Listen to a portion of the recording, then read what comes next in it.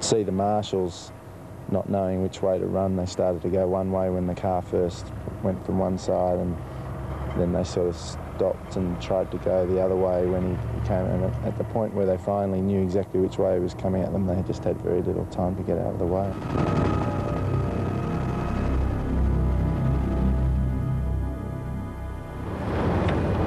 He couldn't actually be a driver in the Cannonball because he didn't have the $7,000 for a starter, and but to be actually a participant in the event as a controller, he was quite chuffed about that. He reckoned that was great, and he was very happy about it. When he left here on Saturday morning, he said, he says, Dad, I'm really pleased with what's happening. He says, I'm happy now. This is what I want to do.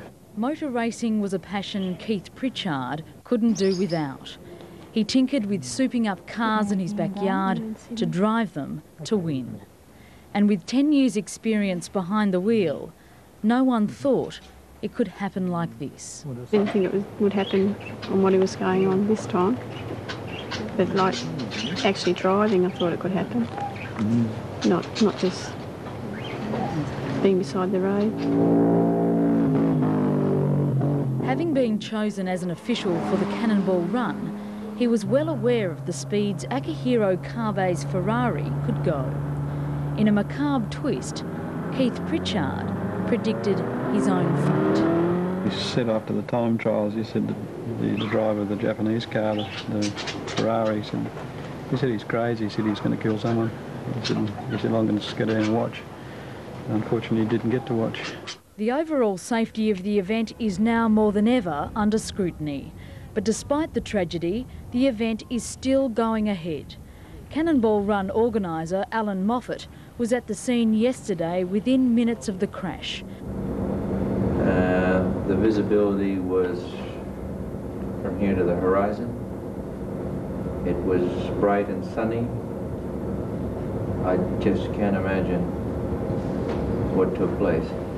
But almost in the same breath, the racing legend admits that with open speed limits and fast cars, the Territory's vast desert highways can be dangerous. I have no qualms in stating to all of you gentlemen that not only were our initial safety procedures in place and being adhered to the T, we had an extra one, and it was at a site that you just couldn't think of.